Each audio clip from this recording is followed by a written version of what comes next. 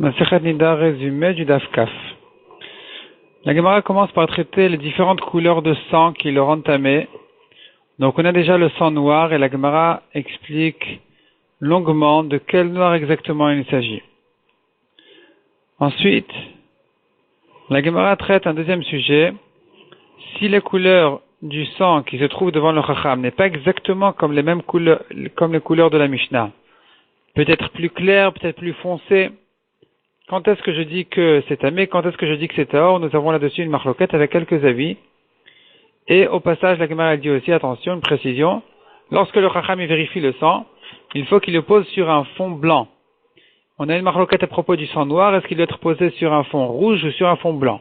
Les autres sangs doivent être posés sur un fond blanc pour bien reconnaître le sang. Ensuite, la Gemara continue à traiter les autres couleurs. Donc nous avons dans la Mishnah comme le karkom, le zafran, et la Gemara explique exactement comme quelle feuille de la plante du zafran, quelle rangée et quelle feuille c'est la meilleure pour comparer le sang. Nous avons encore une autre couleur qui est citée dans la Mishnah, c'est un rouge comme l'eau qui flotte sur de la terre. La Gemara explique de quelle terre il s'agit. Et aussi de quelle manière on fait cette vérification-là. Donc il faut mettre la terre dans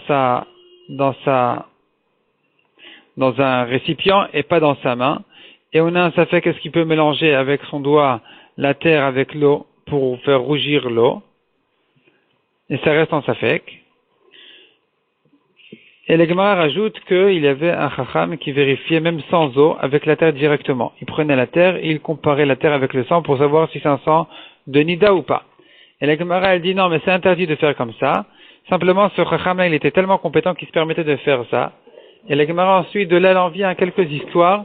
On raconte combien étaient compétents les Chachamei Israël, les Chachamim, les grands Rabbanim, les Amoraïm, et combien ils savaient reconnaître chaque sang exactement, d'où il venait, qu'est-ce qui a provoqué ce sang-là.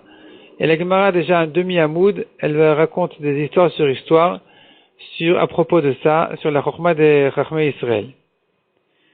Ensuite, la Gemara raconte encore une histoire, d'une sheila qui était posée devant un chacham qui a dit que c'était tamé, un deuxième chacham qui a dit que c'était tahor. La Gemara demande, mais on n'a pas le droit de contredire le premier chacham quand il a dit que c'est tamé ou quand il est interdit.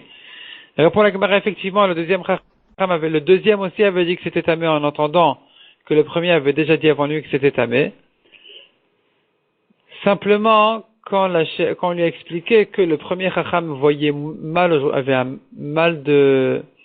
il avait mal aux yeux aujourd'hui et qu'il voyait mal, alors, il a dit, bon, si c'est comme ça, alors on peut dire que c'est tahor, puisque c'est comme ça que le premier chacham lui-même a l'habitude de dire sur ce sang-là. Donc, effectivement, on peut maintenir son psak habituel de dire que c'est tahor. La Gemara ensuite demande, est-ce qu'on peut croire une femme qui vient dire, c'est une sheila, un genre de sheila, un sang comme celui que j'ai devant moi. J'ai l'habitude de demander, je l'ai posé, cette sheila, à un grand chacham, qui m'avait dit que c'était tahor. Est-ce qu'on peut lui faire confiance ou pas? La Gemara essaye de résoudre ce safek-là, mais finalement la Gemara elle reste en safek, elle reste en question. Est-ce qu'on peut faire confiance à une femme qu'elle sache comparer les sangs et qu'elle puisse dire un genre de sang pareil, j'ai montré au chacham, il m'a dit que c'est tahor, ou bien on ne peut pas la croire? Et donc, le chacham qui est là, il est obligé de revoir le sang pour juger lui tout seul. Qu'est-ce qu'il en pense, qu'est-ce qu'il en est. La Gemara ensuite raconte que Rabbi avait vu le sang la nuit, il a revu le lendemain. Au début, il disait que c'était tamé, le lendemain, il a dit que c'était tahor. Et une troisième fois, il a dit que c'était tamé. La Gemara explique quelle était son erreur exactement. La Gemara explique de deux manières. Finalement, la Gemara dit qu'il voyait que le sang, il s'éclaircissait avec le temps, et donc il s'est dit, j'ai dû me tromper. Ensuite, la Gemara ramène quelques manières de vérifier le sang, si on le vérifiait pas au soleil, à l'ombre, ou exactement, et la Gemara dit finalement, le sang doit être vérifié au soleil, mais en faisant de l'ombre avec sa main.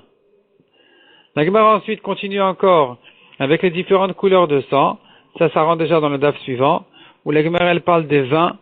Donc le vin coupé, on a dit qu'il a aussi la couleur d'un sang tamé, d'un sang de nida. Et la Gemara explique que ce vin-là, il faut le vérifier lorsqu'il se trouve dans un verre en verre qui est spécialement fin, comme les verres de Teveria qui étaient spécialement fins. de manière à repérer exactement, à reconnaître exactement la couleur du vin qui se trouve à l'intérieur, pour pouvoir le comparer avec le sang pour savoir s'il est tamé ou taor.